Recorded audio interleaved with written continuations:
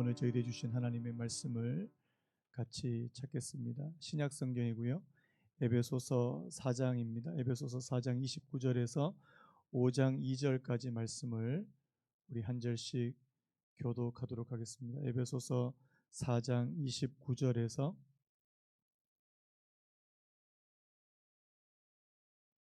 5장 2절까지요. 제가 29절부터 제가 먼저 읽겠습니다.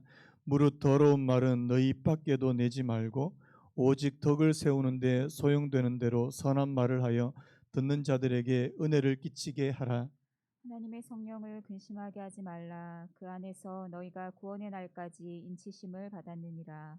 너희는 모든 악독과 노함과 분냄과 떠드는 것과 비방하는 것을 모든 악의와 함께 버리고 서로 친절하게 하며 불쌍히 여기며 서로 용서하기를 하나님이 그리스도 안에서 너희를 용서하심과 같이 하라. 그러므로 사랑을 받는 자녀같이 너희는 하나님을 본받는 자가 되고, 같이 읽겠습니다.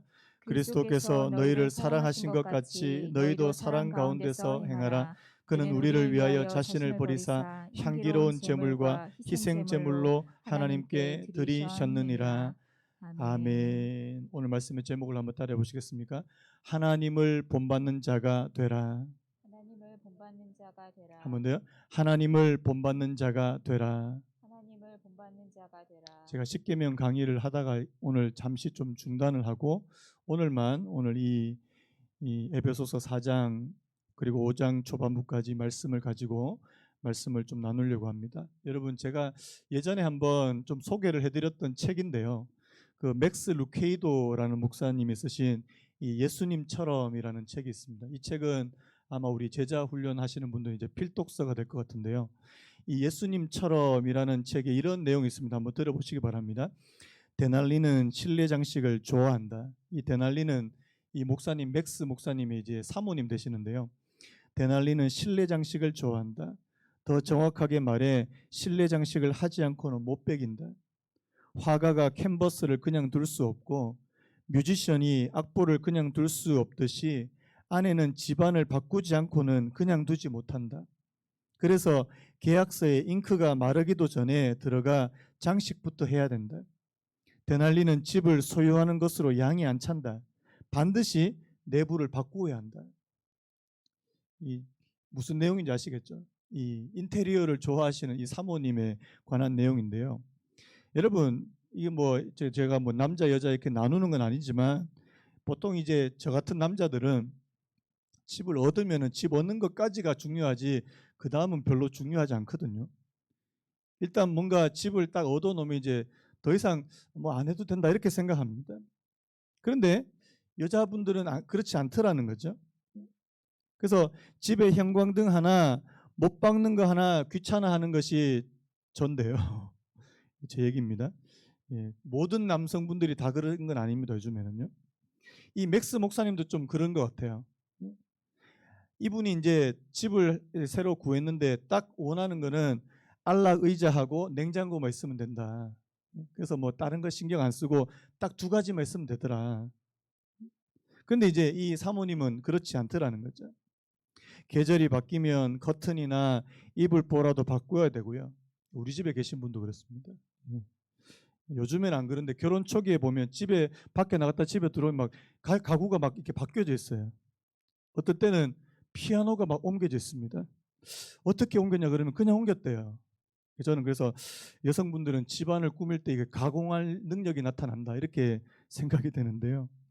이게 왜 이 맥스 루케이더 목사님이 이런 말씀을 시작하냐 하니까 그 다음이 중요한 겁니다. 제가 읽어드릴게요. 하나님도 실내 장식을 좋아하신다. 하나님도 실내 장식을 하지 않고는 못 배기신다. 하나님을 마음속에 한동안 거하시게 해보라.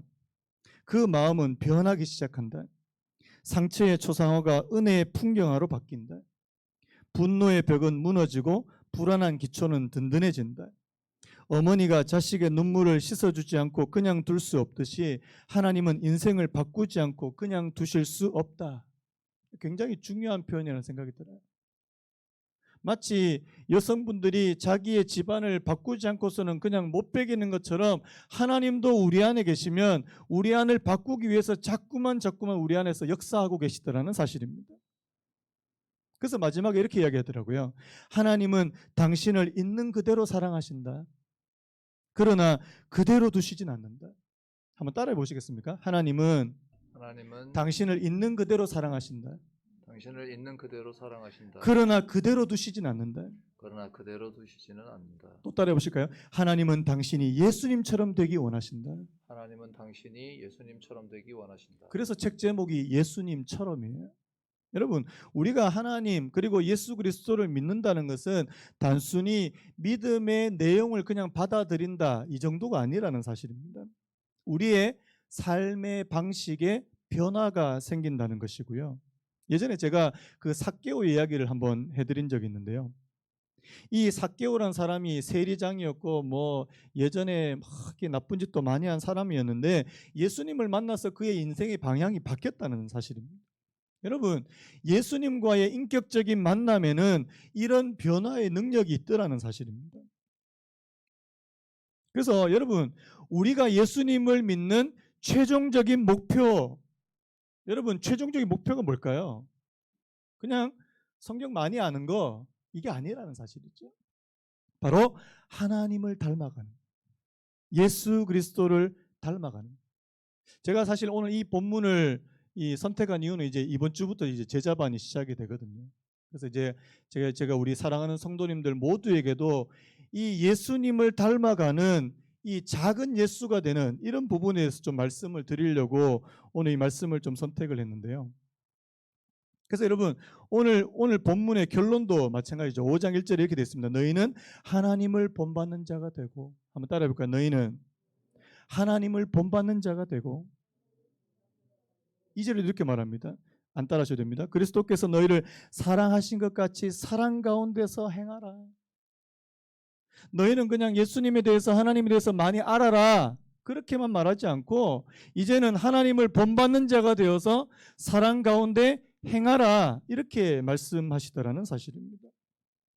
그 제가 원어로 살펴보니까 이 하나님을 본받는 자 이게 뭐냐니까 하나님을 모방하는 사람이 되라. 하나님을 베끼는, 하나님을 모방하는 사람.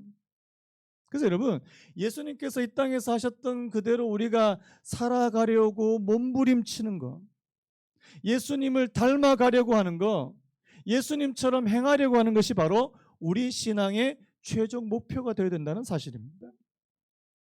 많은 분들이요, 이 구원에 대해서 오해하는 분들이 있는 것 같아요. 내가 예수님을 믿는 순간 나 이미 구원 받았어. 내가 구원 받았으니까 내가 할 일은 없어. 여러분 이거 대단한 착각이거든요. 제가 예전에 그 교리를 가르치면서 구원에도 과거, 현재, 미래가 있다고 제가 말씀을 드렸습니다. 과거는 뭐예요? 내가 예수 그리스도의 보혈의 은혜로 값없이 은혜로 말미암아 구원함을 받았다. 믿습니까? 자, 내가 구원 받았다는 사실을 믿으시는 분만 아멘요. 아직까지 안 믿으신 분은 성장만 들어오셔야 돼요. 들어오셔야 돼요. 이게 과거예요. 내가 예수님으로 말미암아 내가 구원함을 얻었다. 이 과거입니다. 그러면 미래는 뭘까요? 나는 앞으로 장차 하나님께서 기뻐하시는 영화로운 단계, 이 영화에 이른다. 하나님 나라에 들어갈 때 내가 영화로운 단계가 된다. 이 영화의 단계입니다. 이 미래입니다. 그러면 현재는 뭘까요? 현재는 바로 구원받은 사람으로 살아가는, 구원받은 사람으로 거룩해지는, 이걸 어려운 말로 성화라고 부릅니다. 그래서 여러분, 내가 구원받았다 이걸로 끝나는 거 절대 아닙니다. 그때부터 시작이에요. 빌립보서 2장 12절에 이렇게 말씀드렸죠. 그러므로 나의 사랑하는 자들아, 너희가 나 있을 때뿐 아니라 더욱 지금 나 없을 때에도 항상 복종하여 두렵고 떨림으로 너희 구원을 이루라. 자, 맨 마지막이에요. 한번 따라해볼까요? 너희 구원을 이루라. 구원을 이루래요. 이미 구원 받았는데요. 내가 구원 받은 것도 있지만 내가 지금 현재 내가 이루어 가야 될 구원이 있더라는 사실입니다. 여러분, 거룩한 삶은 바로 하나님의 명령입니다. 베드로전서 1장 16절에 기록되었을 때 내가 거룩하니 너희도 거룩할지어다 하셨느니라. 여러분, 하나님의 나라는 누가 들어가는 겁니까? 하나님의 나라는 그냥 나 예수 믿었어 라고만 말하는 사람이 아니라 정말 거룩한 사람이 들어가는 곳이 바로 하나님의 나라는 사실입니다.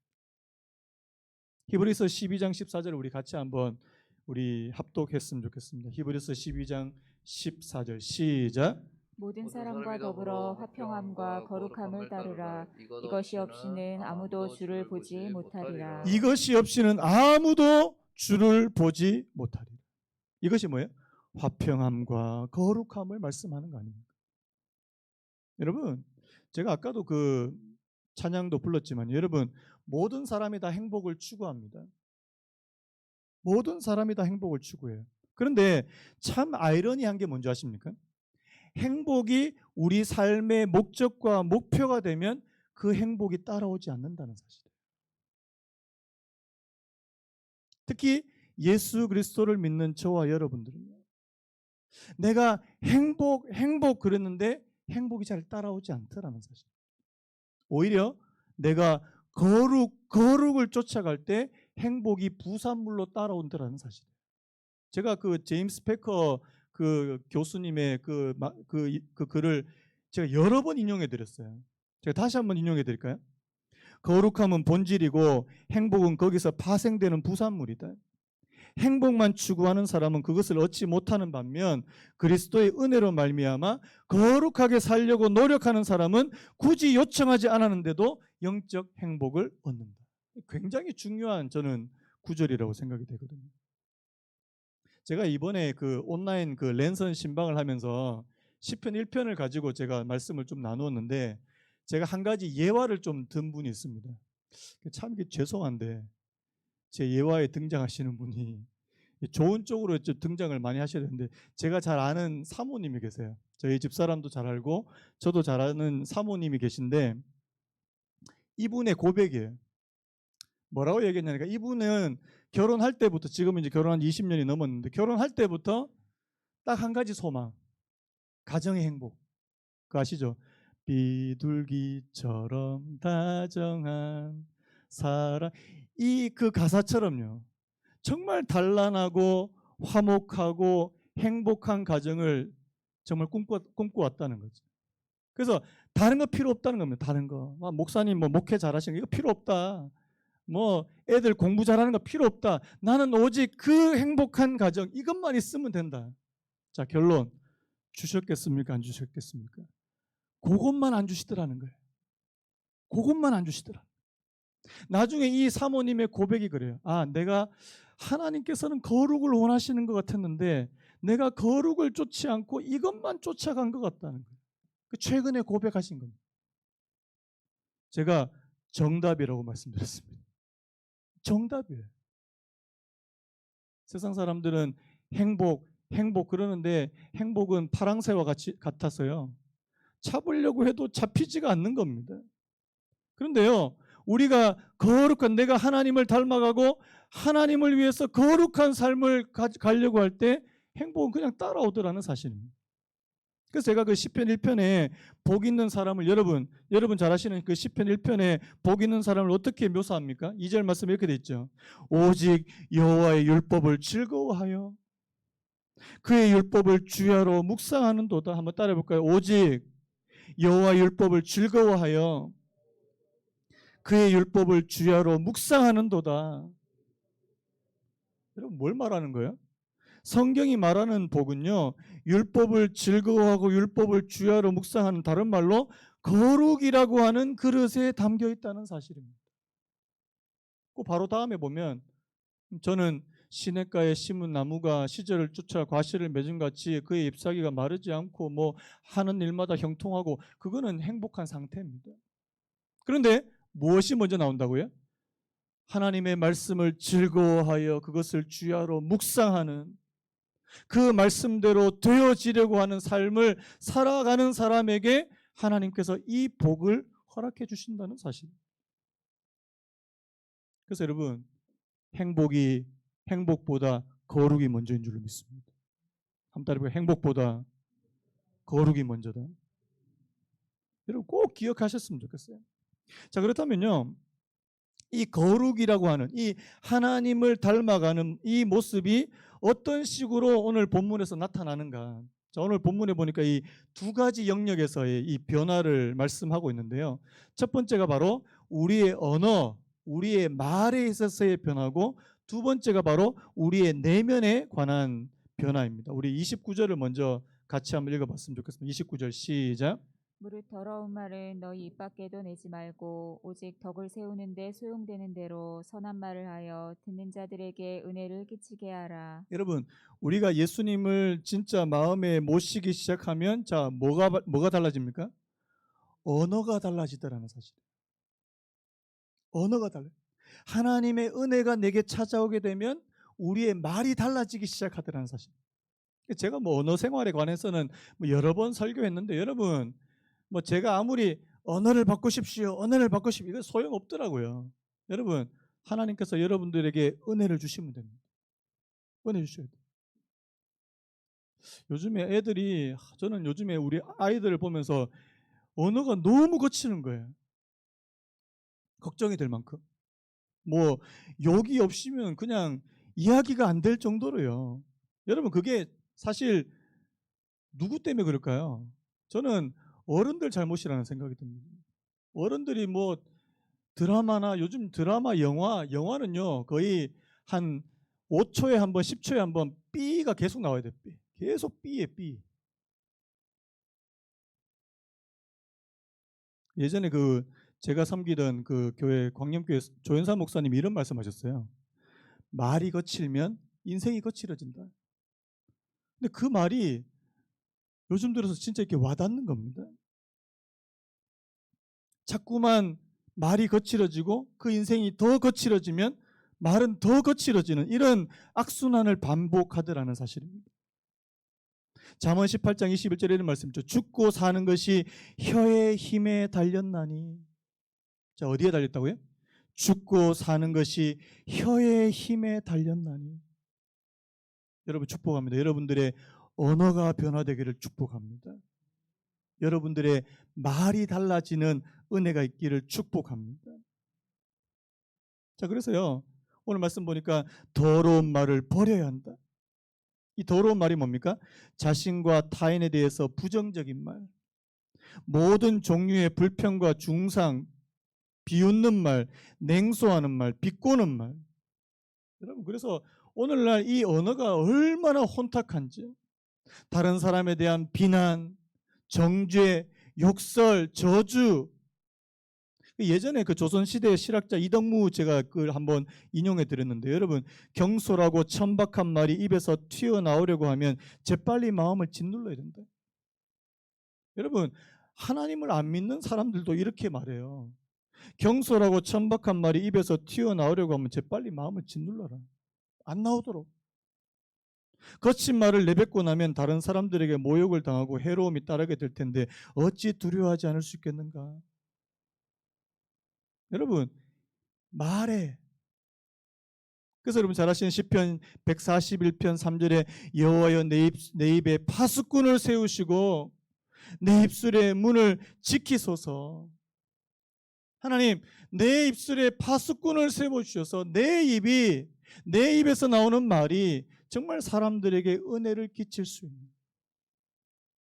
여러분, 이게 어떻게 가능하다고요? 하나님께서 내게 은혜를 주셔야 가능하다는 사실. 좀 더 적극적인 얘기 해볼까요? 자, 부정적으로 더러운 말 하지 마라, 뭐 나쁜 말 하지 마라, 이거 말고요. 하나님, 우리의 입을 사용하셔서 선한 말이 나올 수 있도록. 선한. 오늘 말씀 보니까 덕을 세우기 위하여, 이 세운다는 이 표현이 오이코도메라는 단어인데요. 이게 바로 교회를 세우고 가정을 세운다 할 때 그 세운다는 단어가 똑같은 단어더라고요. 여러분, 오늘 저와 여러분들의 말이 다른 사람을 무너뜨리게 할 수도 있고 다른 사람을 세우게 할 수 있는 것인 줄로 믿습니다. 제가 이번 주에 이렇게 우연히 이렇게 어느 인터넷에 돌아다니는 글이에요. 근데 이 짧은 글인데 제가 너무 마음에 들어서 이제 스크랩을 했습니다. 이런 말을 좀 쓰면 어떨까? 특히 우리 부부 관계에서 이런 단어를 좀 쓰면 어떻겠나 해서 이렇게 제가 뽑아왔는데 여러분 잘 들으시고 메모하실 분 메모하시고. 자, 좀 닭살이 돋는데요. 잠깐만요. 우리나라가 삼면 아니고 사면이 바다라며 동해, 서해, 남해 그리고 널 사랑해. 역시 우리 성도님들 이런 반응을 보이실 줄 제가 알았는데요. 다시 한번요. 우리나라가 삼면이 아니고 사면이 바다라며 동해, 서해, 남해 그리고 널 사랑해. 우리 남자 성도님 중에 이거 해주실 분이 몇 분이나 되실지 모르겠는데요. 닭살이 너무 돋아가지고 제가 닭 될 것 같아요. 이 언어의 변화, 첫 번째 이 언어의 변화인데요. 두 번째가 이제 내면의 변화입니다. 저는 원래 이 내면의 변화가 먼저 와야 된다고 생각이 되는데요. 자, 우리 31절 같이 한번 읽어봤으면 좋겠습니다. 31절 시작. 너희는 모든 악독과 노함과 분냄과 떠드는 것과 비방하는 것을 모든 악의와 함께 버리고. 여기서 이제 중요한 포인트가 모든 악의와 함께 버리고입니다. 자, 지금 이 사도 바울이 우리가 버려야 될 악독을 5가지로 표현하고 있는데요. 첫 번째 악독, 그 다음에 노함, 분냄, 이 화를 말하는 거죠. 떠드는 거, 비방하는 거. 여기서 이제 이 악독, 노함, 분냄이 무엇과 관련되냐니까 다 우리 안에 있는 분노와 관련된 단어다라는 사실. 이 악독도 이 격렬한 분노를 말씀하고 있고요. 떠드는 것도 서로 소리를 지르면서 이 말다툼하는 상태를 말씀하고 있고, 비방은 욕설을 퍼붓는 것을 말씀합니다. 여러분, 왜 격렬한 분노와 다툼과 욕설이 난무하는가라는 겁니다. 그 배후에 뭐가 있다는 거예요? 악의, 다른 말로 하면 악한 성향이 있다는 겁니다. 겉으로 드러나는 이런 격렬한 분노나 비방 뒤에는 이 내면에 악한 성향이 자리 잡고 있더라는 거예요. 쉽게 말해서 마음에 뭐가 많아요? 마음에 분노가 많은 사람, 마음에 울분이 많은 사람, 이게 뭘로 표현되냐니까 약한 말로 표현되더라는 사실입니다. 그러니까 여러분 잘 아시는 누가복음 6장 45절에 선한 사람은 마음에 쌓은 선에서 선을 내고 악한 자는 그 쌓은 악에서 악을 내나니 이는 마음에 가득한 것을 입으로 말함이니라. 여러분 뭐요? 마음에 가득한 것을, 한번 따라해볼까요? 마음에 가득한 것을 입으로 말함이라. 자, 우리 안에 예수님께서 가득하면은 입 열면 뭐가 나올까요? 예수님이 나오겠죠. 근데 우리 안에 막 이상하고 막 음란한 마음이 가득하면 입 열면은 음담패설이 나오겠죠, 당연히요. 여러분, 우리의 내면을 뭘로 채우시겠습니까? 예수님으로 채우십시오. 아까 우리 시편 1편 나오는 그 말씀죠. 내가 하나님의 말씀을 즐거워해서 그 말씀을 주야로 묵상할 수 있는 사람. 여러분, 제가 이 말씀을 드리니까 여러분 뭐 직장도 나가지 말고 일하지 말고 집에서 성경만 읽어라 이런 말씀 전혀 아니잖아요. 어떻게 해요? 때로는 운전 중에도요. 때로는 길을 걸어가다가, 때로는 이제 점심시간 우리 직장인 같으면 점심 먹고 잠시 있는 그 시간에 하나님, 내가 주님의 말씀을 즐거워해서 그 말씀을 내 안에서 묵상하기를 원합니다. 제가 내일부터 이제 제자반 시작인데 제가 큐티 본문을 하나 던져줬거든요. 어려운 본문으로. 일주일 동안 아마 이제 머리를 싸매고 이제 묵상을 하실 거예요. 여러분, 그게 여러분들에게 얼마나 큰 유익이 된지 아십니까? 목사님 또 우리를 괴롭히시려고 이렇게 숙제를 주시는 아닙니다. 그 말씀을 내가 씹어보고 씹고 뜯고 맛보고 즐기고 해보셔야 돼요. 그러면 그것이 내게 영적인 유익이 된다는 사실을 여러분 아셔야 된다는 사실입니다. 그래서 이 내면의 변화예요. 우리 안을 정말 하나님의 말씀으로 채우고 예수 그리스도로 채울 수 있는 사람이에요. 그래서 여러분, 이 내면의 변화가 얼마나 중요한지 몰라요? 여러분, 빌립보서 2장 5절에도 이런 말씀이 있습니다. 너희 안에 이 마음을 품으라. 우리 아까 했죠? 교도문에서요. 너희 안에 이 마음을 품으라 곧 예수 그리스도의 마음이니, 예수 그리스도의 마음을 품는 사람이에요. 바로 그 내면의 변화가 있을 때 뭐도 변한다? 언어도 변하고 행동도 변하고. 그래서 여러분, 예수 그리스도의 마음을 품는다는 거는요, 한마디로 말해서 예수 그리스도께서 주시는 그 사랑을 품는다는 것과 같은 말입니다. 그분이 사랑하시는 대로 우리도 사랑하는 것이다. 자, 5장 2절 같이 한번 읽겠습니다. 5장 2절 시작. 그리스도께서 너희를 사랑하신 것 같이 너희도 사랑 가운데서 행하라. 그는 우리를 위하여 자기를 버리사 향기로운 제물과 희생 제물로 자기를 드리셨느니라. 여러분, 예수님 사랑 어떤 사랑이에요? 주는 사랑, 희생적인 사랑, 자신을 버리고 내어주시는 사랑이라는 사실입니다. 여러분, 사랑에는 뭐가 따릅니까? 여러분 자녀들 사랑하시죠? 우리 자녀 있는 분들, 자녀를 위해서 모든 수고를 다시. 밥 줘, 밥 줘야 되지. 빨래 해줘야 돼. 나중에 또 당당하게 요구합니다. 엄마 돈. 엄마 맡겨놓은 사람처럼요. 줘요. 왜요? 이 부모가 자녀를 위해서 모든 것을 다 내어주는 것처럼요.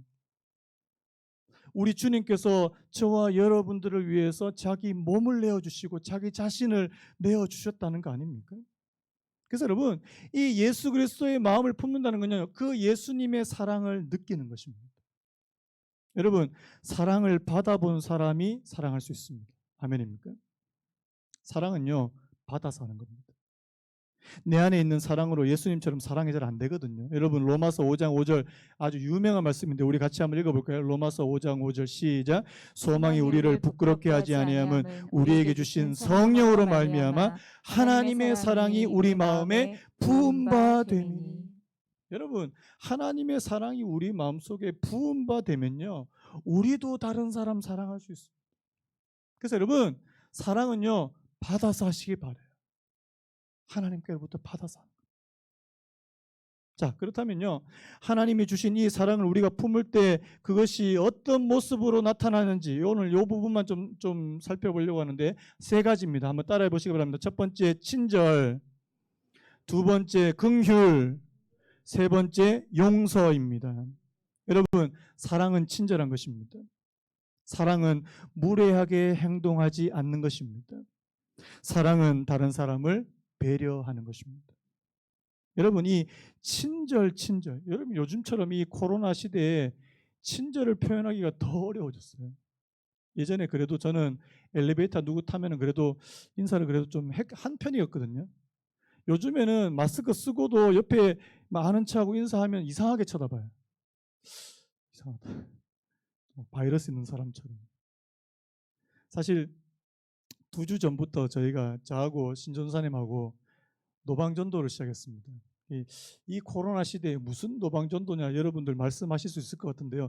저도 사실 좀 주저했습니다. 그런데 마음이 어떤 마음이 드냐니까, 지금 뭐 새로운 성도님들이 우리 교회에 올 수 있는 그런 상황도 전혀 아닌데 그냥 진짜 눈물로 씨를 뿌리는 그런 심정으로 나갔습니다.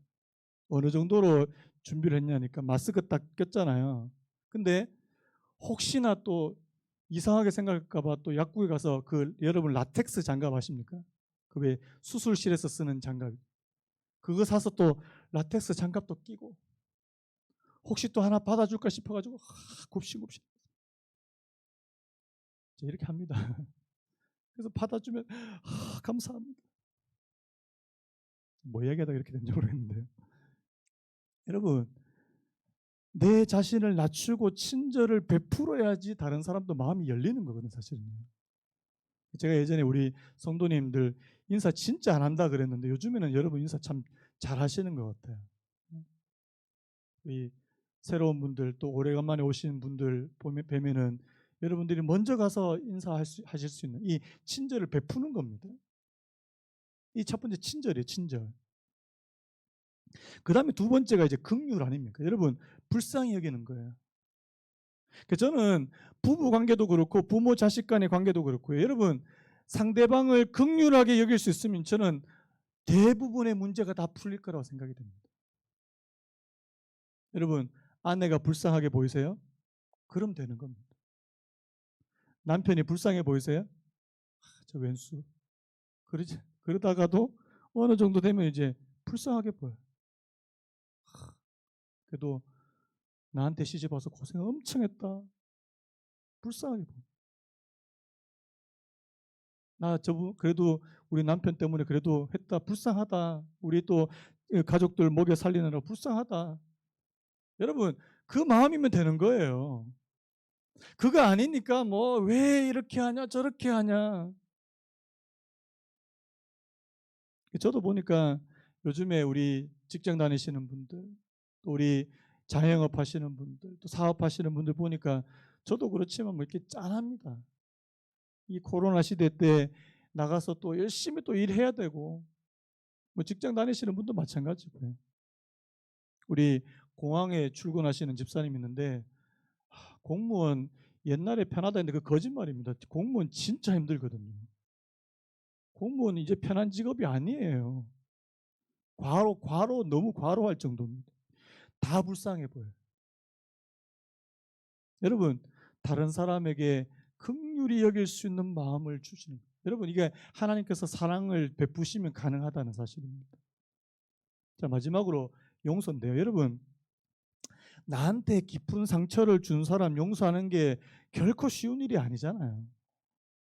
이게 하나님께서 내게 덮으시는 은혜가 없이는 다른 사람을 용서할 수 있는 만한 그 용기가 잘 생기지 않습니다. 여러분, C.S. 루이스라는 분이 이런 말했는데 한번 들어보실래요?